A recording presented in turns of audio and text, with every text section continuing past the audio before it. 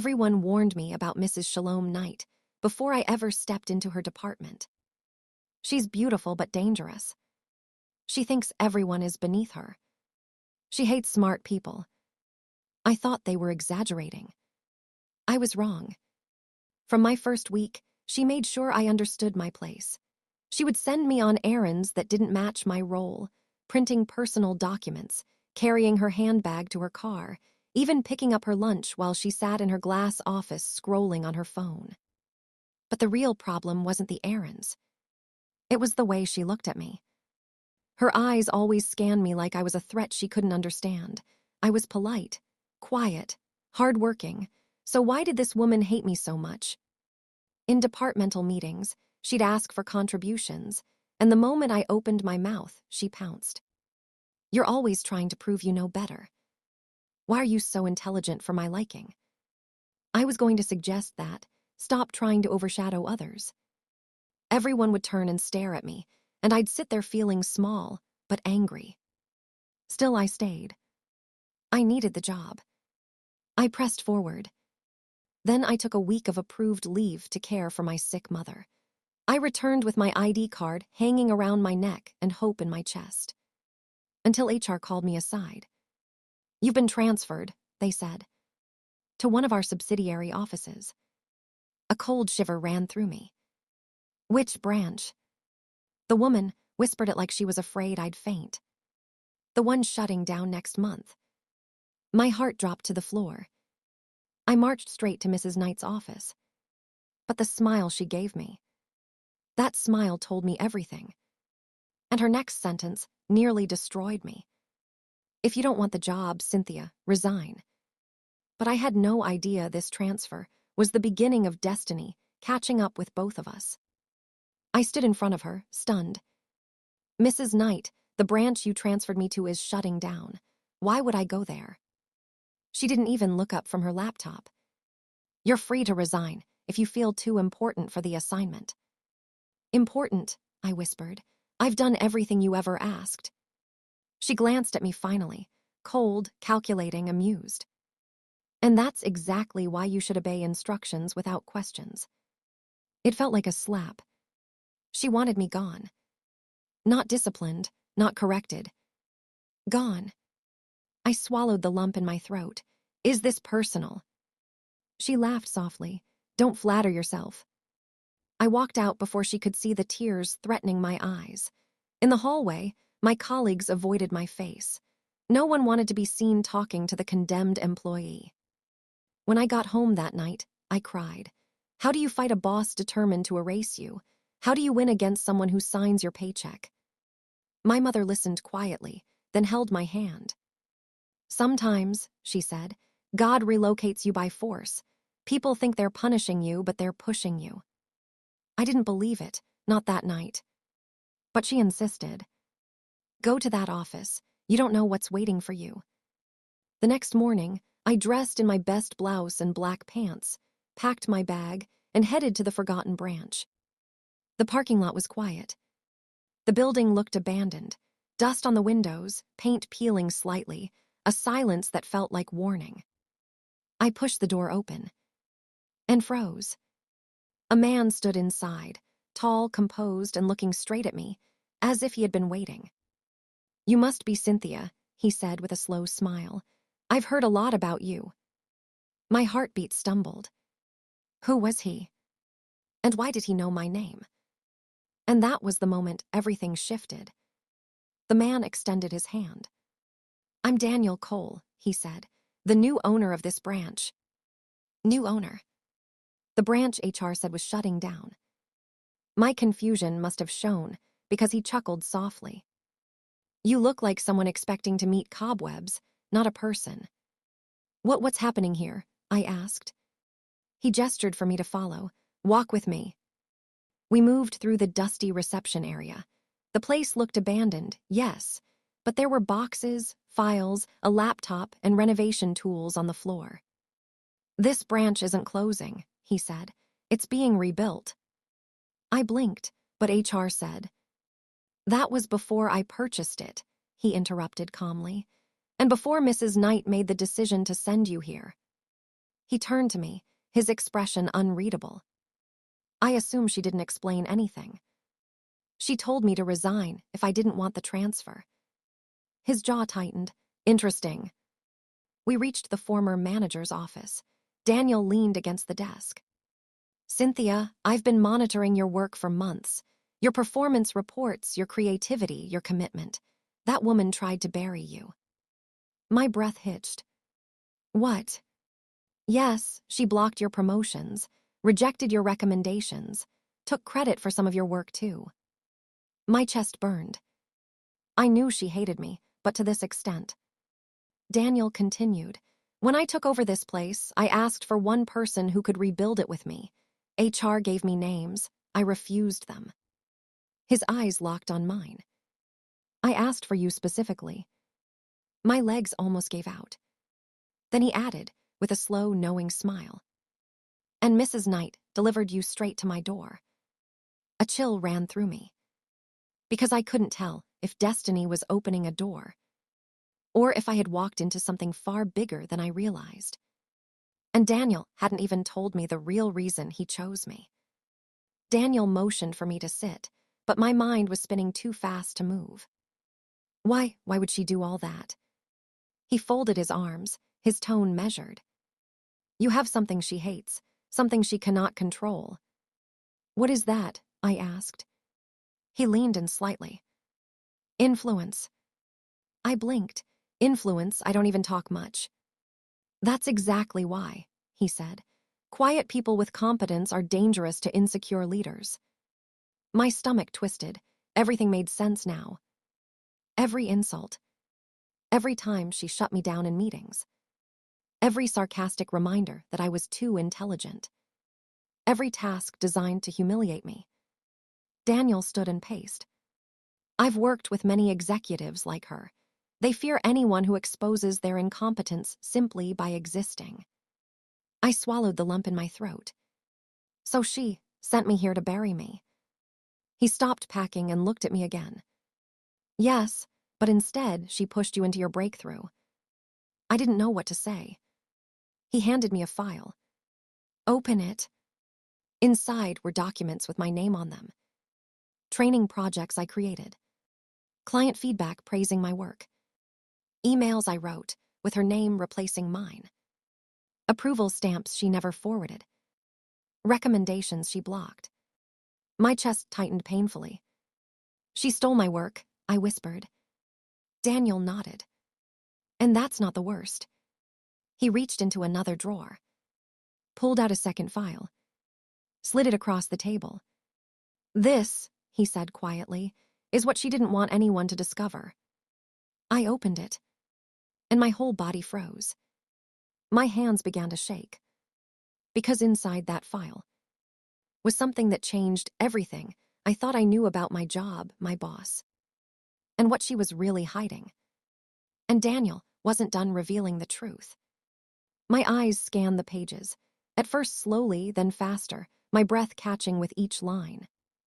This can't be real, I whispered. It's very real, Daniel said. His voice was calm, but his eyes were sharp.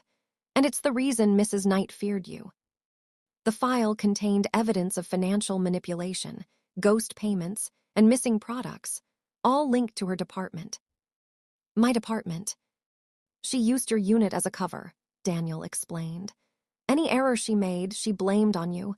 Any missing work she attached to your name, she knew you were quiet. She thought you'd never fight.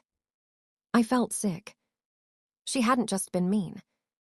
She had been building a fortress of lies. And I had been the perfect scapegoat. Daniel closed the folder gently. I bought this branch because I suspected something was wrong at headquarters. Too many mismatched reports. Too many missing entries. He sat across from me.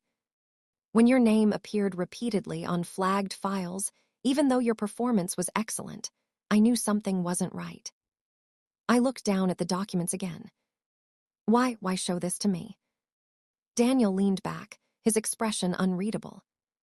Because you're not here to suffer, Cynthia. You're here to rise. My heart pounded. What does that mean? It means, he said slowly, You're about to step into a role far bigger than anything you imagined. I swallowed hard. A strange mixture of fear and excitement rushed through me. Daniel stood, walked to the window, and said one final sentence without turning around. I didn't just wait for you, Cynthia. I chose you. I stiffened. Because in his tone, it didn't sound like a promotion. It sounded like the beginning of something far more dangerous. Something Mrs. Knight never expected me to walk into. And everything inside me sensed that my destiny, my real destiny, was only just beginning.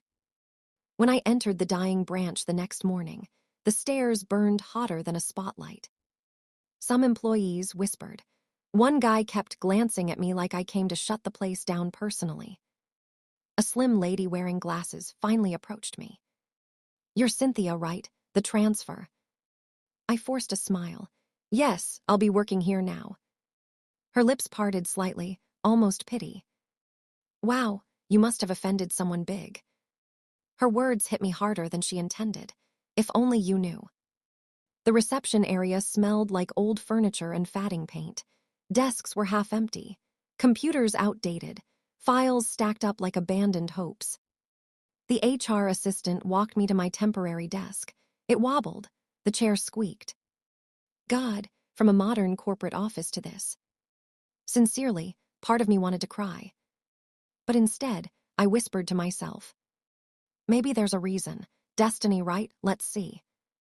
Minutes later, the door opened and someone walked in, a man in a crisp white shirt and tailored trousers. He carried a calm confidence that didn't fit the broken-down office. Good morning, everyone, he said, voice smooth, deep. I'm the new owner. We'll be rebuilding this place from the ground up. New owner, already. He turned slowly, then his eyes landed on me. He stared, not the casual glance people give. This one lingered, like recognition or curiosity or something deeper. He walked closer, extended his hand. I'm Adrian Cole, and you are? Cynthia, I said, shaking it. His grip was firm. His gaze was intense. Too intense. Welcome, he said. You arrived at the perfect time. Perfect time. How? This branch was supposed to be shutting down. Before I could speak, he added quietly. I've heard a lot about you, more than you think. My heart skipped. He wasn't smiling. And he wasn't joking. Then he leaned closer and said something that froze me completely. What did you hear about me? I asked, voice barely steady. Adrian's eyes held mine like he was studying my soul. Someone warned me about you, he said. But I don't take people's opinions blindly. Warned him. Warned him about me. My chest tightened. Who? I asked. He stepped back slightly. Let's just say someone who doesn't want you here. Mrs. Shalom. Of course. This woman wanted me gone from every direction. As if transferring me to a dying branch wasn't enough, she still had time to poison my name. Adrian crossed his arms. But here's the interesting part. I like seeing things for myself. Then he smiled, small, curious, unreadable. That smile made me even more nervous.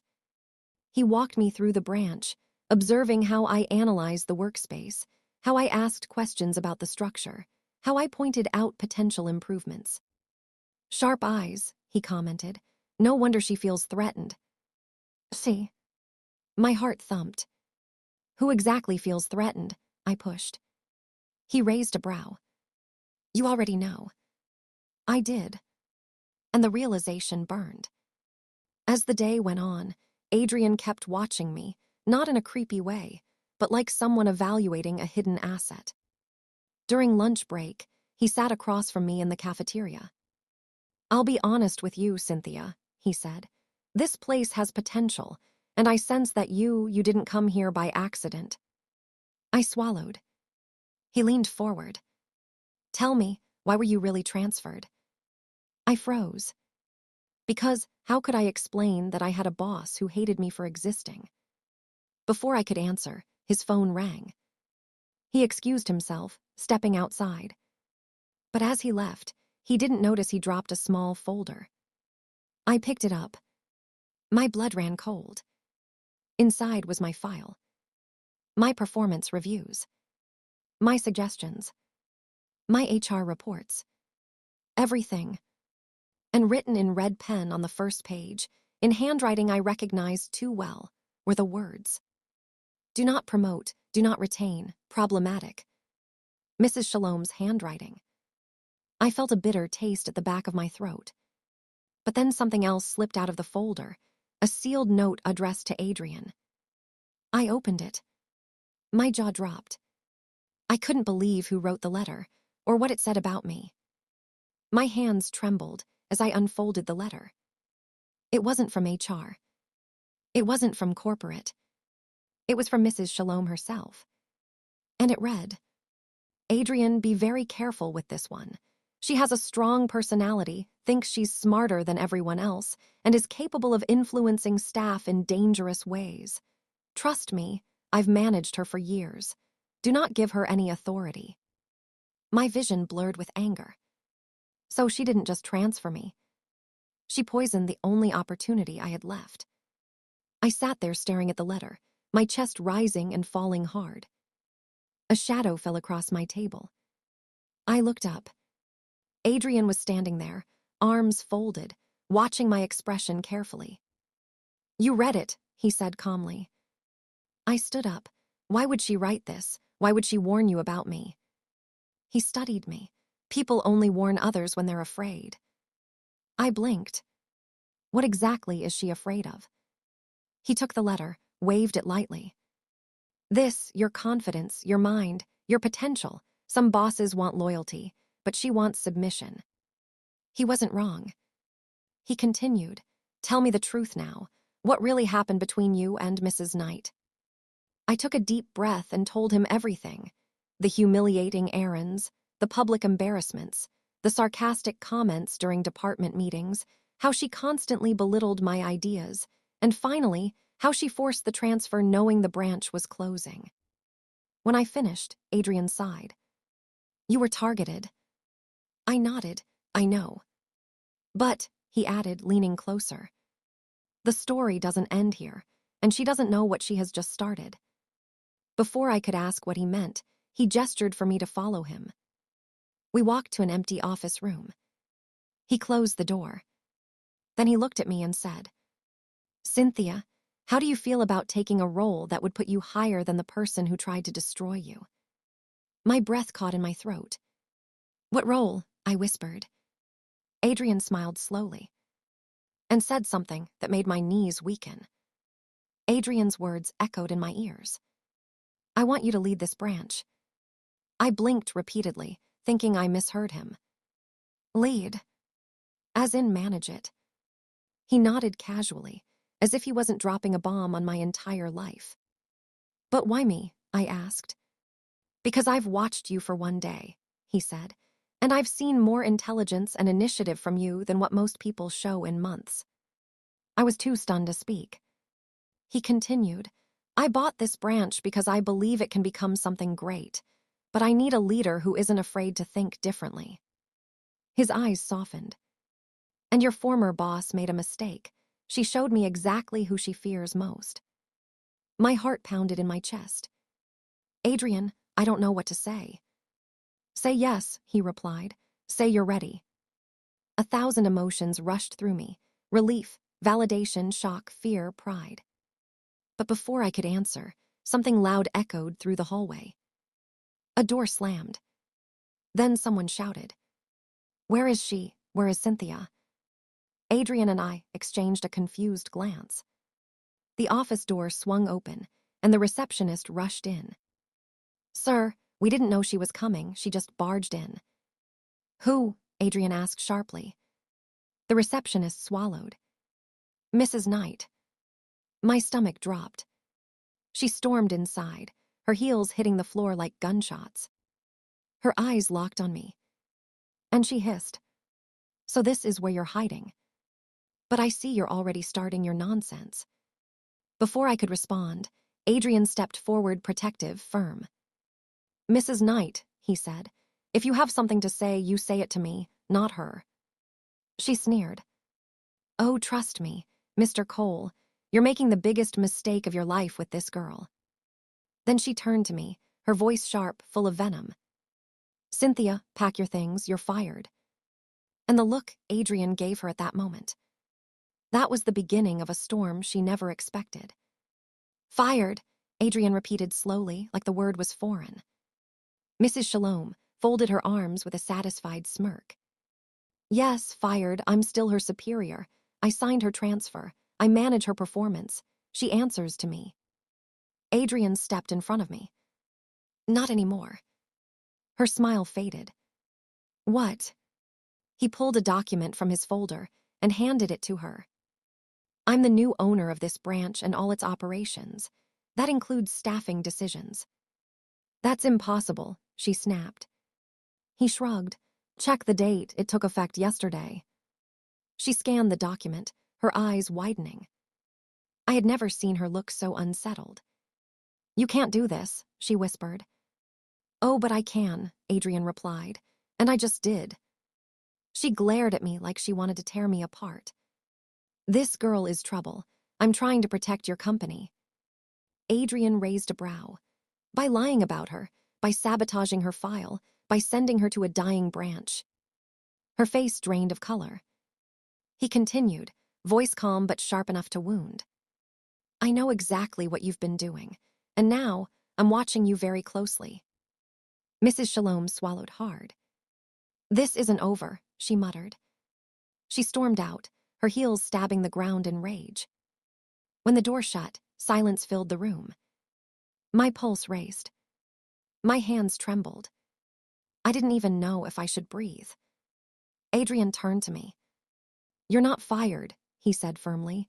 In fact, my offer still stands. I stared at him. Do you want to lead this branch? My voice cracked. Yes, I do. He nodded. Good, because I have one more thing to tell you. I frowned. What is it? He stepped closer. It's about why I bought this branch, and why your name came up before I even arrived. My heart jumped. What do you mean? I whispered.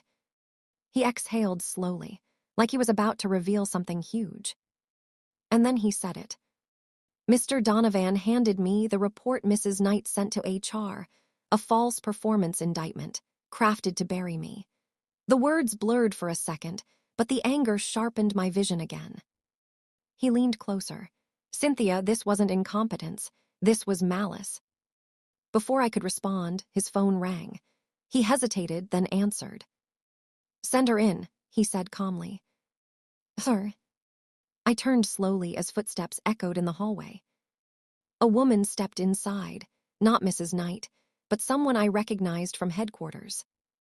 The HR regional officer. Her eyes locked onto mine, like she'd been waiting for this meeting. We need to talk, she said, privately. Donovan raised a brow but nodded and stepped out.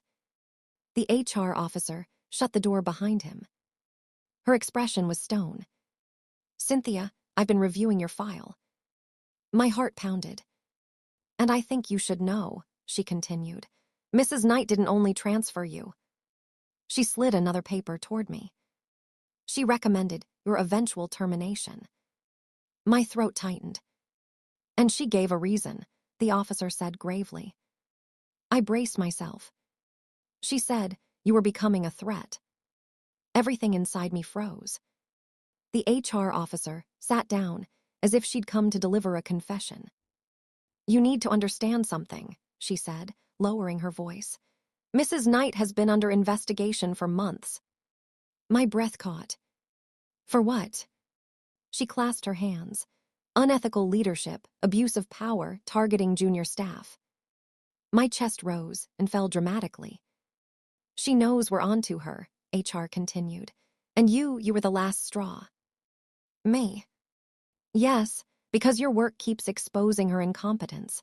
Every project she steals credit for leads back to you. I swallowed hard. And transferring you here was her way of removing the evidence. I leaned back, stunned. But you're safe here, she said. Donovan is part of the internal cleanup. My eyes widened. So yes, he's not just the new owner. He's the board's silent investigator. My stomach twisted, not in fear, but in disbelief. So, I wasn't just transferred. No, she said. You were strategically relocated, for protection. She stood up, but what happens next depends on you. Before I could ask what she meant, Donovan re-entered the room. She nodded at him. Tell her the rest. Then she walked out. The door clicked behind her. Donovan faced me. Cynthia, there's something I haven't told you, he said. And his eyes told me it was big. Donovan closed the door gently, then walked toward me with a seriousness I hadn't seen before. I didn't just buy this branch, he said slowly. I bought it because of you. My heart slammed against my ribs. Because of me. He nodded. You submitted a proposal 6 months ago, a restructuring plan. It was brilliant, innovative, profitable. I blinked rapidly. I never saw it again. Mrs. Knight said it wasn't approved. His jaw tightened. She rejected it, and then tried to present it as her own. My mouth fell open. But the board noticed the writing style, the strategy, the originality. It matched an earlier analysis you wrote last year. My head spun. You mean? Yes, he said. They traced the idea back to you. I felt my entire body heat up. Shock, anger, vindication, everything at once. That proposal, he continued, is now the blueprint for this branch's transformation, and the board wanted the creator of that blueprint here to implement it. My breath shook. So this wasn't a punishment. No, he said firmly. This was destiny disguised as sabotage. He took out a folder and placed it in front of me. You're not here as a staff member. He paused. You're here as the incoming branch director, if you accept it. My knees nearly buckled. Director, me. I stared at him speechless. But he wasn't done. There's one more thing you need to see before you decide, he said. And he placed a sealed envelope on the table, with Mrs. Knight's handwriting on it. My hands trembled as I tore the envelope open. Inside was a 3-page letter, written by Mrs. Knight, addressed to the board. At first glance, it looked like a complaint. But as I read, my skin prickled. She wrote that I was manipulative, ambitious, dangerous, and obsessed with rising too fast. I scoffed under my breath. But then I reached the last paragraph, and my stomach flipped. She claimed I was secretly planning to replace her. And she begged the board to remove me before I destroyed her career. My jaw dropped. What kind of paranoia is this? I whispered. Donovan's voice was calm but cutting. She's unraveling. She knows you're everything she pretends to be. I exhaled shakily. So, what does the board think? He stepped closer. They think she's unstable. They think she's vindictive. He paused. And they think you're the future. I closed my eyes, overwhelmed. This entire time, I thought I was being buried. But I was being planted. Cynthia, Donovan said softly, you need to decide. Will you take the director role or walk away? Before I could answer, his phone buzzed. He glanced at the screen, and his eyes darkened. It's her, he said. My chest tightened. Mrs. Knight. No, he whispered. Worse. He turned the phone toward me. It was the board chairman. Calling unexpectedly. Donovan put the call on speaker. A deep, authoritative voice filled the room. Is Cynthia there? The chairman asked. My pulse climbed. Yes, sir, I'm here. Good, he said. I wanted to speak to you directly. Donovan folded his arms, watching me closely. I've reviewed your work, your reports, and the internal complaints filed against you, the chairman said. I swallowed. And I need you to know, we don't believe a single word Mrs. Knight wrote. My shoulders loosened just a little. What she doesn't realize, he continued, is that every attempt to discredit you only exposed her further. My breath hitched. I also heard you've been offered the director role, he said. Yes, sir. Good, because the board wants to add an additional offer. My eyebrows shot up. A higher position, he said. One that will place you above Mrs. Knight. My heart stopped. Above her? In due time, he added. You will understand why we need someone like you to balance her instability. My lips parted, shocked. But before I finalize anything, he said slowly, you must answer one question honestly. What question? I asked. He paused. Do you want to return to headquarters, or stay where your destiny began? The room went still. Donovan looked at me, waiting.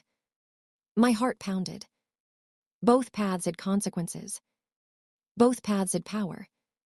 Both paths would change everything. And I had only seconds to choose. My mind spun. Headquarters meant visibility, power, and the chance to confront Mrs. Knight face to face. Staying here meant freedom, growth, and building something without her shadow choking me. The chairman waited. Cynthia. I inhaled deeply. Sir, I choose. A loud knock cut me off. Donovan stiffened. The chairman's voice sharpened. Who is that? Donovan moved toward the door but didn't open it. The knock came again, harder this time. Open up, a voice snapped from outside. My eyes widened. I knew that voice. Mrs. Knight. How did she even find this place? The chairman exhaled sharply. She was not supposed to know you were transferred there. Donovan whispered, Stay behind me. Another bang rattled the door. I know you're in there, Cynthia. Open this door. My stomach knotted. The chairman spoke urgently. Do not let her manipulate you. She's fighting for her position and she's losing. Donovan turned the lock slowly, preparing for impact. Mrs. Knight's voice dropped into something dangerous. You think you're smart, Cynthia, but you have no idea what I know. The chairman muttered, This is escalating faster than I expected. Donovan opened the door. Mrs. Knight stormed in hair wild, eyes blazing, and holding a file like a weapon. She pointed it at me. You want to play games, she hissed. Fine, let's play. Mrs. Knight tossed the file onto the table, so hard it slid to my side. There, she snapped. Explain that. I glanced at Donovan. He nodded. I opened the file. For a moment, I didn't understand what I was looking at. It was a financial audit. One showing major discrepancies. Under her name. But that's not the whole file, she barked. Turn the page. I turned it. My jaw dropped. She had forged a document, trying to pin the financial issue on me. Her signature was shaky. Mine was a badly traced imitation. Donovan exhaled. This is desperate even for you. She spun on him. Stay out of this. She's been plotting against me for months. I know it. I frowned. Mrs. Knight, why are you doing this? Her eyes glistened with something between fear and rage. Because, she said, voice cracking, I'm not going down alone. The chairman spoke through the phone speaker. Mrs. Knight, you just submitted evidence against yourself. She froze. What? That audit was part of our investigation, and now we have proof you tampered with it. Her face drained of color. No, that's not, I didn't. Donovan stepped forward. You need to leave. But she didn't move. She sank into a chair, shaking. Then she whispered something that sent chills across my spine. I wasn't the only one. Mrs. Knight stared at the floor like she was weighing the cost of speaking. Finally, she lifted her eyes. You think I did all this alone, she whispered. No, someone higher up wanted Cynthia buried. My chest tightened. Who? I asked. She shook her head. If I say it, I'm finished. The chairman's voice cut through the room. You're already finished unless you cooperate. Give us the name. Tears spilled down her cheeks, real ones this time. She whispered a single name. Donovan's face hardened instantly. The chairman went silent. I felt my pulse drop. because she didn't name a rival or a jealous manager. She named a board member. The chairman inhaled sharply. Cynthia, this is bigger than we thought. Mrs. Knight gripped her head. I was told to get rid of her. I didn't want to lose my job. Her eyes met mine. I didn't hate you, she whispered. I feared you. That sentence hit me like a punch to the ribs. Before I could respond, Donovan's phone buzzed again. He checked it. His expression flipped. It's security, he said. The chairman's tone sharpened. Is it about the board member? Donovan nodded slowly. They just attempted to access Cynthia's HR file, he said. My heart stopped. Someone was still trying to destroy me. And they weren't done.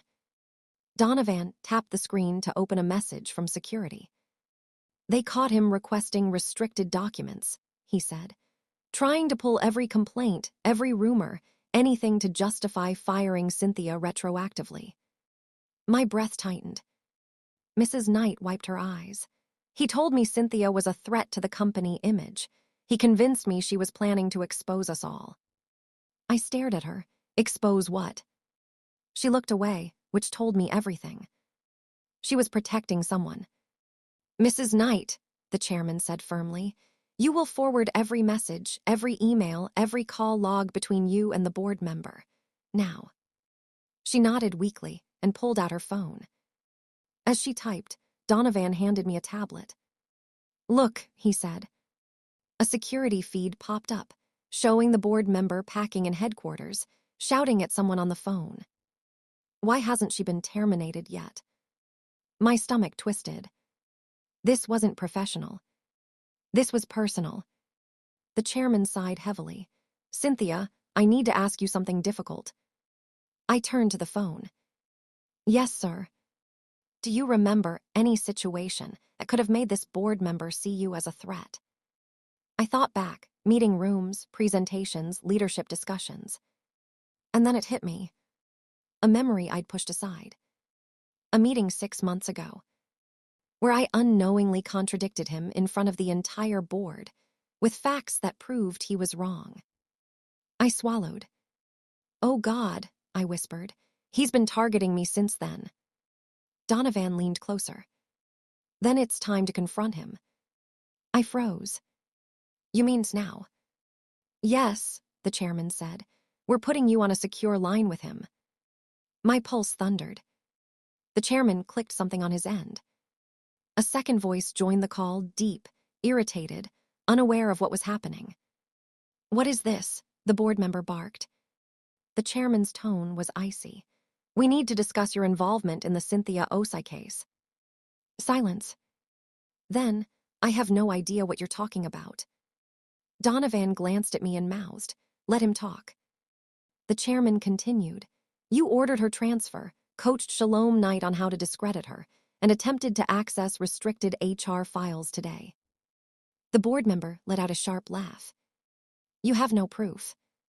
Mrs. Knight's voice trembled. I sent them everything, sir. There was a long, dangerous pause. You stupid woman, he snapped at her. Do you know what you've done? The chairman cut in. Enough. Cynthia is on this call. She deserves to hear the truth directly. The line went dead silent. Then he spoke. You should have stayed quiet, Cynthia. You embarrassed me in that meeting. And people like you don't rise in this company unless someone clears the path. My stomach knotted. You tried to destroy my career over that. Yes, he said without shame. This company isn't built for people like you to outshine those above you. The chairman's voice thundered. Effective immediately. You are suspended pending full investigation. The board member scoffed. You think she's won. You have no idea how deep this goes. The line cut. The room was dead silent. Donovan placed a steady hand on my shoulder. This isn't over, he said quietly, but you're not the prey anymore. After the call ended, the room felt colder. Donovan paced slowly, thinking hard. Mrs. Knight sat silently, shaken. I stood frozen, replaying the board member's last words in my mind. You have no idea how deep this goes. Donovan stopped packing. He said that because he's not working alone. The sabotage wasn't just personal, it was systemic. My chest tightened. Meaning what? He tapped on his tablet. Meaning someone else at headquarters has been feeding him information. Someone who had access to your work, your performance reviews, your email threads. Mrs. Knight looked up sharply. It's true. He always seemed to know things he shouldn't. Donovan pulled up a digital audit trail. Lines of system activity appeared. There, he pointed. Someone logged into your account weeks before your transfer from a device registered to headquarters. My stomach sank. That wasn't me. I know, Donovan said, which means someone cloned your login credentials. Mrs. Knight buried her face in her hands. This is bigger than any of us thought. Donovan zoomed in on a username that made my blood run cold. A name I recognized. A colleague I once trusted. He glanced at me. Cynthia, does this name mean anything to you? I nodded slowly, disbelief twisting my face. Yes, I whispered. I trained her. She was the only one who had my password during project handovers. Donovan exhaled. Then she's part of it. A wave of betrayal washed over me.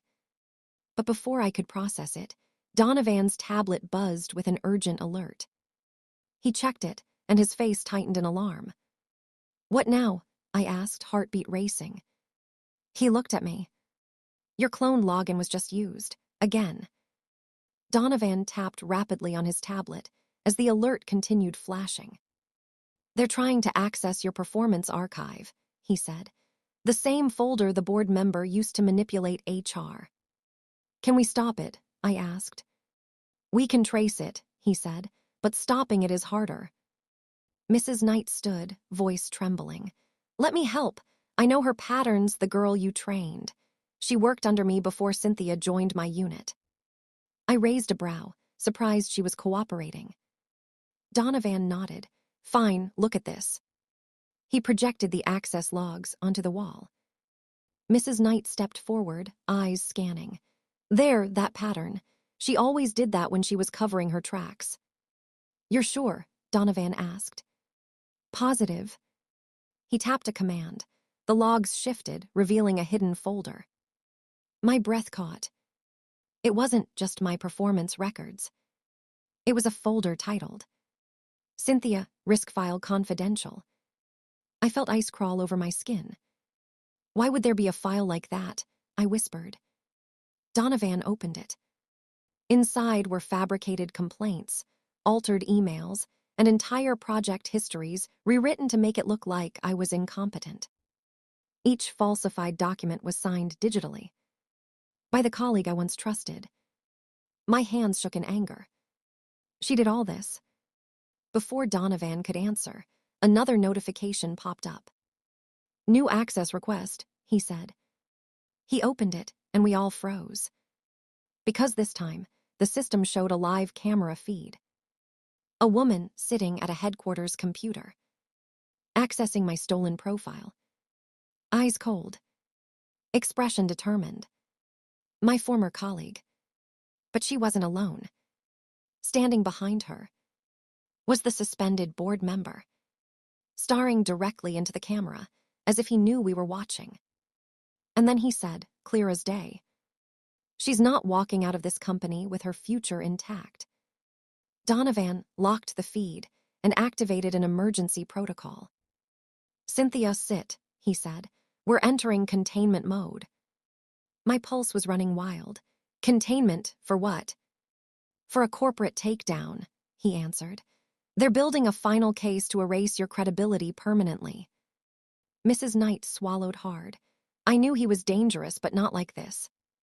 The chairman rejoined the call. Donovan, give me details. Donovan summarized everything.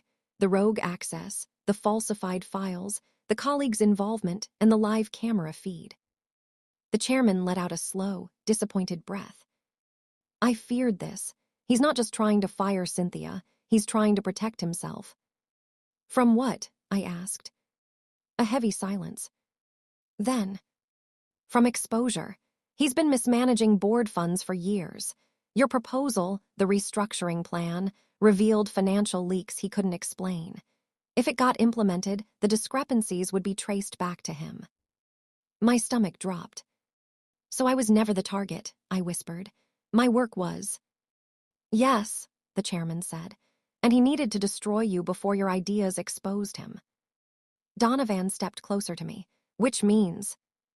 He's desperate, the chairman finished, and desperate people make reckless moves. Mrs. Knight looked terrified. So what do we do? The chairman spoke with finality. We prepare for a showdown. Cynthia must face him directly on record. My heart thudded. You want me to confront him again? You're the only one he underestimates, the chairman said. Use that. Before I could respond, security sent an urgent message. The board member and your former colleague have left headquarters, in a hurry. Donovan read it aloud. They're coming here. My breath caught. Mrs. Knight whispered, Dear God. We barely had time to react before a security guard rushed into Donovan's office. They're here, he said breathlessly. They just walked into the building. My heart hammered against my ribs. Donovan positioned himself between me and the door. Mrs. Knight sank into a chair, pale and trembling. The chairman spoke through the phone, voice sharp. Do not escalate. Let them talk first. Desperate men reveal more when they think they're in control. Moments later, the door swung open. The board member entered, calm, confident, like a man with nothing to lose. My former colleague stood behind him, clutching a folder. His eyes landed on me first. You should have resigned quietly, Cynthia, he said. Now you've made this messy. Donovan stepped forward. You're trespassing. No, the board member said smugly. I'm here to negotiate. That's not what it looks like from the camera feed, I shot back. His jaw twitched.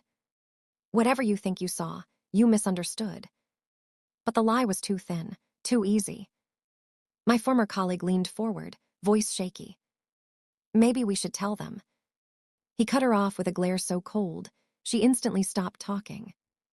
My eyes narrowed. Tell us what? I asked. He smirked. You're not in a position to demand answers. Then he placed the folder on Donovan's desk. This is my final offer. Sign the agreement inside, voluntarily resign, and this all goes away. I stared at him, stunned by the audacity. And if I do? I asked. His smile disappeared. Then you take the fall for everything. Behind him, my former colleague's eyes quietly filled with regret. She mouthed a single word to me when he wasn't looking. Don't. Donovan slowly opened the folder while the board member watched smugly. Inside were documents, but not what we expected. My breath caught. The folder contained forged financial statements, fake approval signatures, fabricated email threads, and a detailed script of lies I was supposed to confess to. Donovan's eyes burned with anger. This is criminal. The board member shrugged. Not if she signs. Mrs. Knight stood abruptly. You're insane, she said. You think this will hold up. It doesn't need to hold up, he replied coldly. It just needs to get her out of the company. My former colleague flinched at his tone.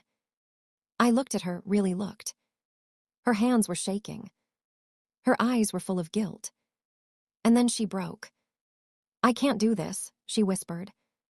The board member turned sharply. What did you say? She stepped away from him. I'm done helping you. I'm done lying. His face twisted in fury. You have no idea what you're doing. She lifted her chin. No, you don't. They recorded everything. The room fell silent. He stiffened. What? She pointed at Donovan. Your entire conversation on camera, the threats, the manipulation, all of it. He watched you sabotage Cynthia in real time. Donovan held up the tablet. I have everything. The board member's face turned grayish. You can't use that footage, he whispered. The chairman's voice came through the speaker. Oh, we already are. The board member's eyes widened. with fear for the first time. My former colleague stepped beside me, no longer hiding. "Cynthia," she whispered, "you're not the victim anymore."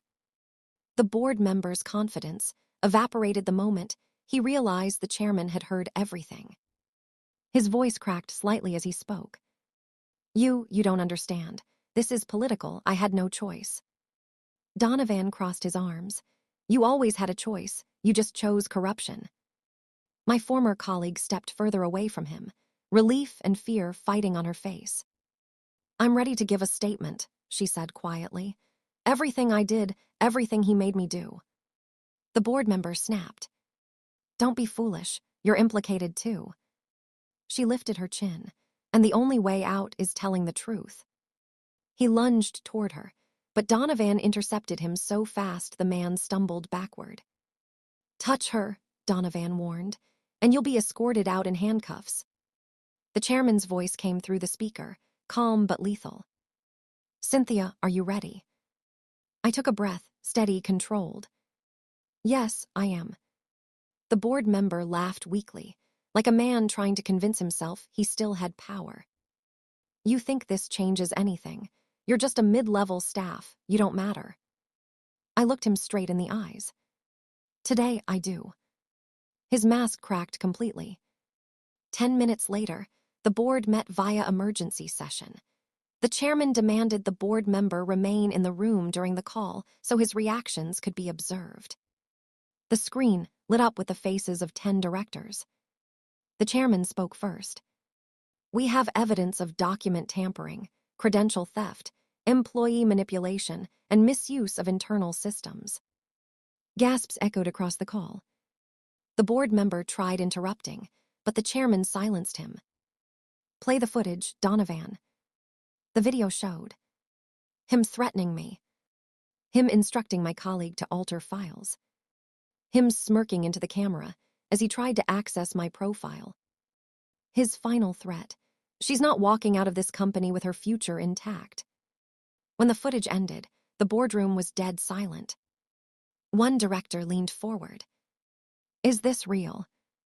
Donovan answered, "100% authenticated." Another director cut in sharply. "How long has this been happening?" Mrs. Knight spoke. "He's been manipulating records for months. I didn't realize the extent until today." The board turned to me. "Cynthia, do you want to give a statement?" I nodded. "Yes." I stood, gathered my courage, and spoke with calm strength. "I loved my job. I worked hard for every opportunity, but he tried to destroy my reputation just to protect his embezzlement. I won't be silent, and I won't resign." The chairman nodded solemnly. "And you won't." He turned to the disgraced board member. "You are hereby suspended indefinitely, pending a full investigation." The man's face twisted in horror. "You can't do this." "It's done," the chairman said. My former colleague stepped forward, visibly shaking but determined. She addressed the board. "I want to confess. I altered files. I created fake complaints. I followed his orders because he threatened to ruin my career." A director asked gently, "Are you willing to provide a full written statement?" "Yes," she said, "and I'll show the email chains, the voice memos he sent me, and the system logs." The disgraced board member spun toward her. "You stupid." "Enough," Donovan snapped. "You're done here." My colleague broke down crying softly. "I'm sorry, Cynthia. I was weak. I didn't know he'd go this far." I placed a hand on her arm. "You chose truth now. That matters." The board member, suddenly, muttered something under his breath. The chairman leaned forward. "What was that?" And then he exploded. "You think firing me will fix this? I'm not going down alone." The board stared at him in shock. "What does that mean?" one director demanded. He smirked darkly. "You'll see." Mrs. Knight whispered, horrified, "He has more planned." Donovan locked the door immediately. "No one moves. Security is already on the way." Security stormed the floor and escorted him out. He shouted threats the whole way down the hallway. You'll regret this, every one of you. But the moment the elevator doors shut, his power evaporated. The chairman sighed.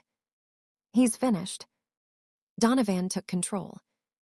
We'll rebuild the system logs, restore all original documents, and clear Cynthia's name completely. My former colleague wiped her face. I'll testify. I'll cooperate with everything. Mrs. Knight placed a hand on my shoulder. I misjudged you, and I let this happen under my watch. I'm sorry. Her voice was genuine this time. Thank you, I said simply. Let's move forward. The chairman wasn't done. Cynthia, he said, we've reviewed your proposals. We want you leading the new restructuring task force. My eyes widened. Me, after all this. You earned it, he said. Your work saved us from a financial disaster. Tears welled in my eyes, not from sadness, but overwhelming relief. Donovan smiled. Told you, you're stronger than you think. The next morning was the first quiet moment I'd had in weeks. I walked through the office, this time with confidence, not fear. People nodded at me, whispered, some even smiled. Word had spread. I wasn't the girl who almost got fired. I was the girl who exposed corruption. When I reached my new office, yes, my new office, a small card sat on the desk. In Donovan's handwriting. You survived their plan. Now build yours. I smiled. My former colleague walked in timidly. Can I talk to you? Of course. I want to make things right. Whatever the board needs, I'll help. I nodded. And I'll make sure they treat you fairly. She looked shocked. You would do that, after everything? Yes, I said. Because the person who tried to destroy me is gone, and the person you become next, that's up to you. Her eyes filled with gratitude. As she left my office, I took a deep breath. Not in fear. In victory. Because this time, I walked out with my future intact, and more powerful than ever.